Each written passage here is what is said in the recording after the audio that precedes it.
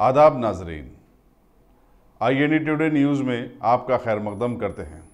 आइए देखते हैं ये तफसीलात को मैं एक ही बात कहना चाहूंगा कि जो रमजान रखते हैं, इबादत करते हैं, उनको कोई आपत्ति नहीं है। उनको बहुत आपत्ति है। उस समय तो होली भी आ रही है, कुछ दिन बाद चैत की नवरात्रा भी आ रही है। तो इसका मतलब क्या है? और जो लोग ये सवाल उठा रहे हैं उनको हम कहना चाहेंगे, पिछले साल कैराना का लोकसभा का उपचुनाव तो रमजान के महीने में हुआ था, जहां तक मुझे स्मरण है, और वहां बीजेपी की हार हुई थी, वो लोग जीते थे। तो दर्जनों चुनाव त्योहार के समय होते हैं। हां, जिस दिन एग्जैक्ट त्योहार होता है उस दिन वोटिंग नहीं होती है। इसकी ध्यान रखा जाता है। तो ये जो लोगों ने सवाल उठाया है, ये उनकी हताशा है, ये हम कहना चाहते हैं। दूसरा विषय यह था कि आज कुछ लोग ये भी कह रहे हैं कि बीजेपी संस्थाओं का सम्मान नहीं करती है। जो ये कह रहे हैं उनको हम एक बात पूछना चाहेंगे उनसे, चुनाव आयोग पर हमला किसने बोला था? कांग्रेस पार्टी ने, उनके सहयोगी दलों ने। ईवीएम को लेकर इतना बखेड़ा किसने बनाया था? कांग्रेस पार्टी, उनके सहयोगी दलों ने। सुप्रीम कोर्ट के राफेल पर फैसले के बावजूद बार बार सवाल उठाना कौन करता है? कांग्रेस पार्टी करती है। सीवीसी पर हमला किसने किया था? विपक्ष के लोगों ने किया था। तो संवैधानिक संस्थाओं पर रोज सवाल करे वो, संवैधानिक संस्थाओं पर हमला करे वो, और बीजेपी आरोप लगाए, तो इससे बड़ी झूठी बात कोई हो नहीं सकती। और तीसरी बात जो बतानी बहुत जरूरी है कि आज जम्मू कश्मीर के एक पूर्व मुख्यमंत्री ने, कांग्रेस के कुछ अन्य नेताओं ने फिर एयरफोर्स की सर्जिकल स्ट्राइक पर सवाल खड़े कर दिए। कुछ लोगों ने तो बड़ी ही शर्मिंदगी भरी टिप्पणियां की हैं। ऐसे लोगों से मुझे एक ही बात कहनी है जो मैंने पहले भी कहा था, पूरी दुनिया भारत के साथ है। पूरी दुनिया भारत से कोई सवाल नहीं पूछती, लेकिन इन लोगों को एयरफोर्स की ताकत पर विश्वास नहीं है। इसे साफ साफ यह कहा है। बीजेपी की ओर से हमारा स्पष्ट कहना है, यह सब कुछ राहुल गांधी के इशारे पर हो रहा है। और यह बात मैं आपसे इसलिए कह रहा हूं, याद करिए 2 दिन पहले राहुल गांधी की प्रेस में आप लोगों ने एक सवाल पूछा था, दिग्विजय सिंह के कमेंट पर, कपिल सिब्बल चिदंबरम के कमेंट पर राहुल गांधी ने कोई जवाब नहीं दिया था। तो राहुल गांधी की अगुवाई में, राहुल गांधी के प्रोत्साहन में सेना के ऊपर अनावश्यक हमले किए जा रहे हैं। अच्छा है, वो पाकिस्तान में खूब दिखेंगे, लेकिन भारत राष्ट्र, ऐसे महान देश का एक आईन भी तो होता है ना, उसकी एक क्षमता, प्रतिभा, उसका एक आदर होता है ना। क्या ये सेना को कब तक आप इस तरह का पॉलिटिक्स का केंद्र बनाएंगे अपनी छोटी सियासत के लिए?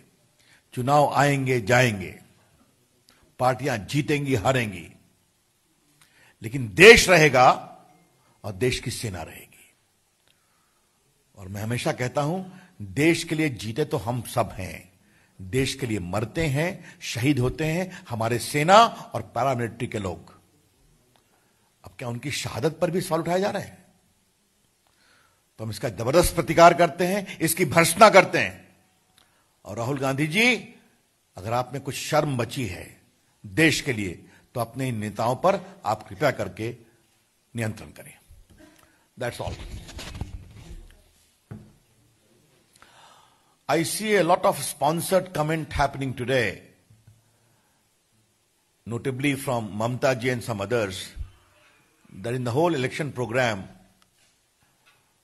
Ramzan is going to be affected. I would like to gently remind those leaders, don't be so desperate. Even Holi is coming in the election campaign. Even the Chait Navratra is coming in the election campaign, program period.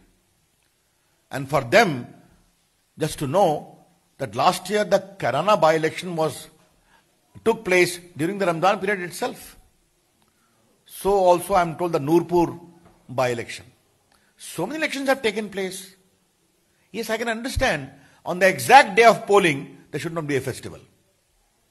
Therefore, this comment by itself is an indication of desperation of leaders who are fearing imminent defeat.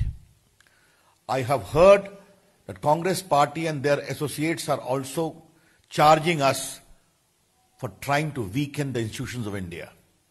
Come on, who is saying that? Who unleashed a torrent of abuse against the Election Commission in the wake of EVMs? The Congress party and the associates. Who has refused to accept the verdict of the Supreme Court in the wake of Rafale? The Congress party and their associates, raising the same question again and again, which has been rejected by the Supreme Court. Who unleashed abuse on the CVC? The Congress party and their associates.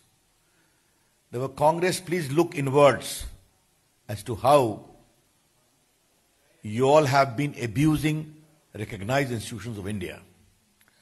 Those who do their bidding are okay. Those who don't are subject to abuse. That is what the Congress party is about. Lastly, this morning I have heard that Mr. Farooq Abdullah and some other leaders have again raised doubts about the surgical strike by the Air Force. No country in the world is asking evidence. They are believing India's story. The Air Force chief has said categorically it has happened. There is substantial contemporaneous evidence available of the long-term damage. Pakistan is not permitting international media to go to Balakot area where the strike took place. But you don't believe?